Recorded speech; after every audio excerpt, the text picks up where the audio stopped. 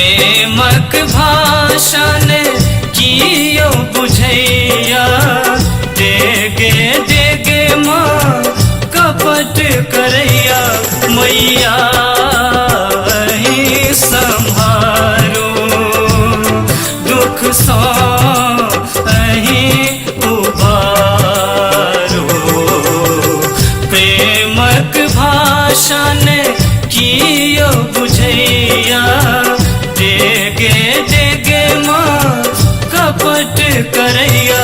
मैया ही संभारो दुख सो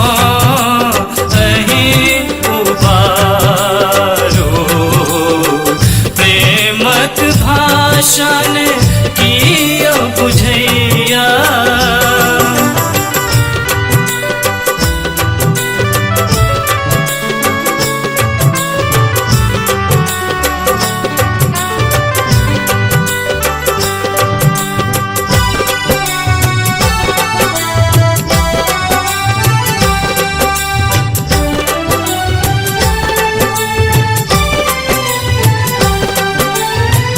जानिन की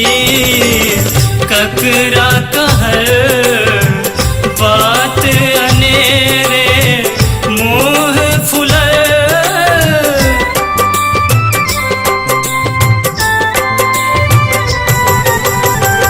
जानिन की ककरा कहर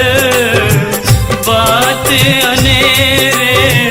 मोह फुलर जननी कम सा कम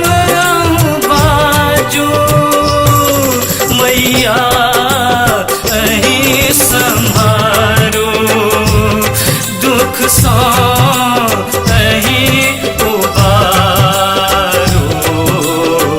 प्रेमक भाषण कियो बुझैया।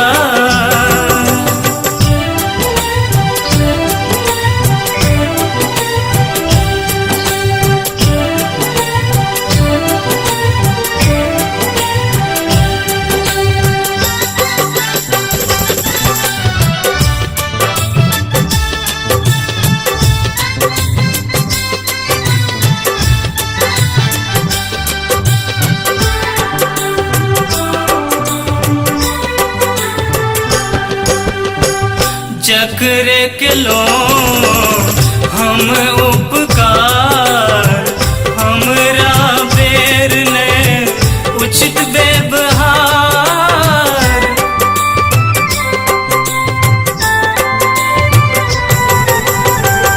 चक्र के लो हम उपकार हमरा बेर ने उचित व्यवहार जननी करुणा के मूरत ताकू मैया अहीं संभारो दुख सो अहीं उबारो प्रेमक भाषण कियो बुझैया।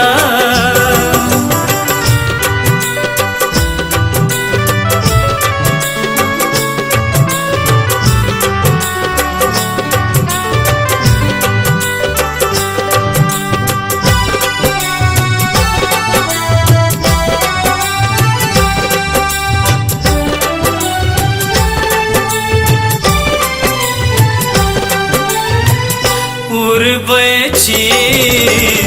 मोनक